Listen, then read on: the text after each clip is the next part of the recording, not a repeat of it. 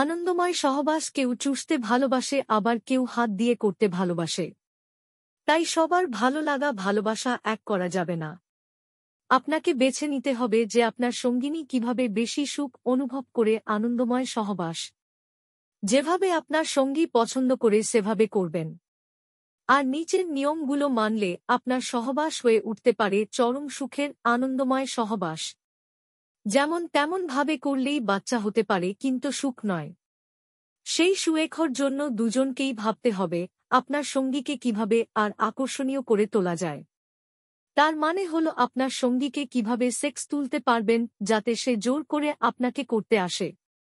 এক্ষেত্রে মেয়েদের উলঙ্গ কিংবা ব্রা পেন্টি পরে স্বামীর কাছে হাজির হওয়া স্বামীকে সহবাসের দিকে টেনে নেওয়ার কাজ করে।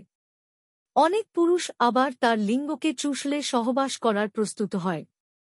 আবার অনেক পুরুষ চুমাচুমি পছন্দ করে। আপনাকে বুঝে নিতে হবে ও কি করতে ভালোবাসে, একদিন বুঝলেই পরের দিন থেকে সেভাবে করতেই পারবেন। আবার মেয়েদেরকে হট করতে হলে চুমাচুমি কেউ পছন্দ করে, আবার কেউ দুধ টিপলেই হট হয়, আবার কেউ দুধ চুষলে হট হয়, আবার অনেকে যৌনাঙ্গ চুষলে কিংবা যৌনাঙ্গে হাত লাগালে হট হয়। আপনার সঙ্গী কিভাবে হট হয় এটা আপনাকে বুঝে নিতে হবে। তারপর থেকে সেভাবে ফল করবেন। দুজন হট না হলে শুধু একজনের হট এ সহবাস করলে সেই মিলনের সুখ পাওয়া যায় না। রেগুলার না, সাপ্তাহিক করবেন। প্রতিদিন সহবাস করলে কি হয়? রেগুলার সহবাস স্বাস্থ্যের জন্য ক্ষতিকর হলেও 2-0-3-0 বছরের পুরুষদের বীর্য বেশি তৈরি হয়। এ কারণে 2-0-3-0 বছরের স্বামী হলে দিনে 1-2 বার করার ইচ্ছা পোষণ করতেই পারে। এক্ষেত্রে নারীর দিকটাও বিবেচনা করতে হবে। বেশিরভাগ নারী রেগুলার সেক্স পছন্দ করে না। এক্ষেত্রে একদিন পর পর সহবাস করতেই পারেন, কিংবা দুদিন পর পর সহবাস এমনভাবে করতে হবে যা কোনভাবেই আপনার সঙ্গীকে যেন বিরক্তবোধ না করে, সেটা আপনাকে বুঝতেই হবে।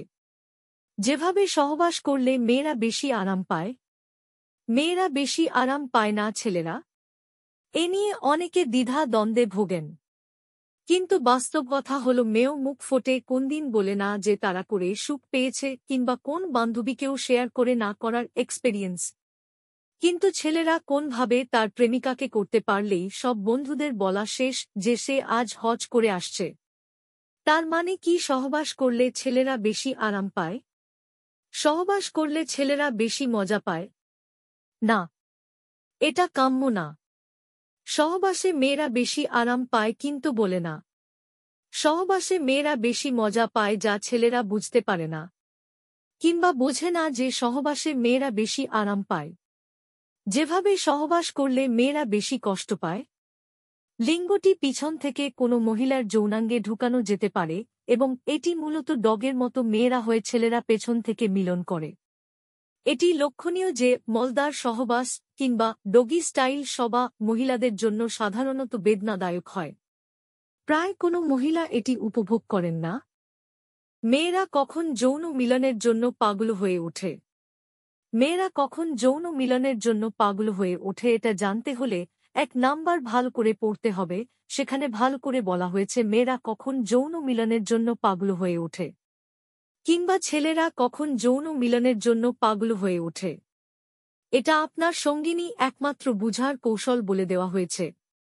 কোন স্টাইলে সহবাস করলে মেয়েরা বেশি মজা পায়?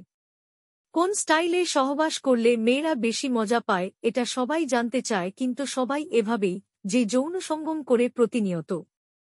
যৌন সঙ্গম করার জন্য এটি প্রচলিত আদিযুগ থেকে চলে আসছে। যৌন সঙ্গম কোন স্টাইলে সহবাস করলে মেয়েরা বেশি মজা পায়? প্রায় সব মেয়েরাই শুয়ে তার উপর তার সঙ্গীকে নিয়ে প্রচলিত স্টাইলে সহবাস করলে মেয়েরা বেশি মজা পায়।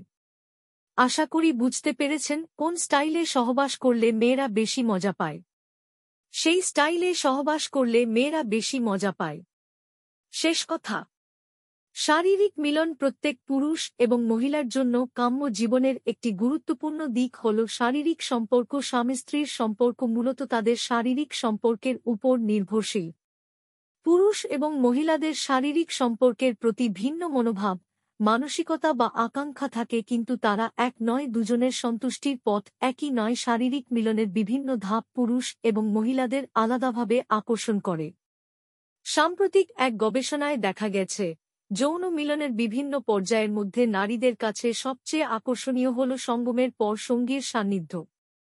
অন্য কথায়, তারা ফোরপ্লে, অন্তরঙ্গ মিথস্ক্রিয়া চেয়ে কুঁকড়ে সময় বেশি পছন্দ করে, যার অর্থ মহিলারা সঙ্গমের পরে দীর্ঘ সময় ধরে তাদের সঙ্গীকে ধরে রাখতে পছন্দ করেন।